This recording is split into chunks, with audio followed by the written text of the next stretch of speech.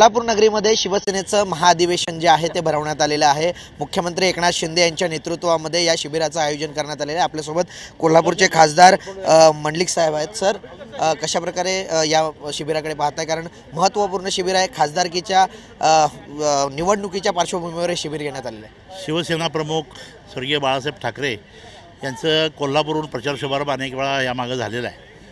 आई महालक्ष्मीचा आशीर्वाद, छत्रपती शाहू महाराजांचा आशीर्वाद घेऊन त्यांनी प्रचाराच्या अनेक मोहिमा घेतल्या। पण पहिल्यांदा शिवसेना शिंदेसाहेबांच्या नेतृत्वाखाली चिन्ह पक्ष मिळाल्यानंतर पहिलं अधिवेशन हे कोल्हापूरात होतं आहे, याचा साहजिकच आम्हाला अभिमान आहे। निश्चितपणानं कोल्हापूरपासून जे सुरू होतं आहे ते राज्यभर पसरते, हा आजपर्यंतचा इतिहास आहे। हाच इतिहास या अधिवेशनाच्या निमित्तानं घडेल हा माझा ठाम विश्वास आहे। सर, कोल्हापूर लोकसभेमधून आपण निवडून आलेला आहात।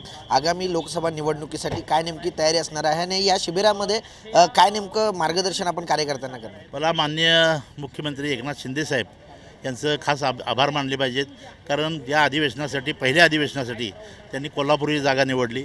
निश्चितपणानं महाराष्ट्रातून आलेल्या शिवसैनिकांच्या या 2 दिवसाच्या वावरामुळं, मुख्यमंत्र्यांच्या जाहीर सभेमुळं कोल्हापूरचं वातावरण मुळातच शिवसेनामय आहे, ते अधिक ताकदीनं पुढच्या काळात पुढे जाईल।